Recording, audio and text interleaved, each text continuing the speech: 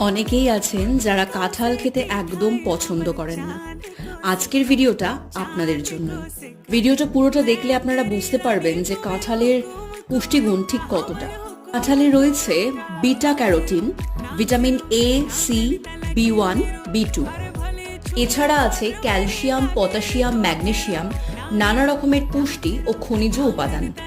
এই সকল পুষ্টিকর উপাদান আমাদের শরীরকে সুস্থ এবং সবল রাখতে সাহায্য করে এবং কাঁঠাল আমাদের শরীরে ভিটামিনের চাহিদা পূরণ করে থাকে। এমনকি যারা নার্ভের সমস্যায় দীর্ঘদিন ধরে ভুগছেন তাদের ক্ষেত্রেও কিন্তু কাঁঠাল খুবই উপকারী।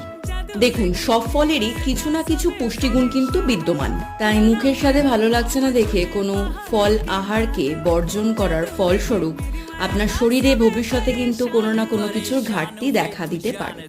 তাই এই ভুলটি ভুলেও করবেন না।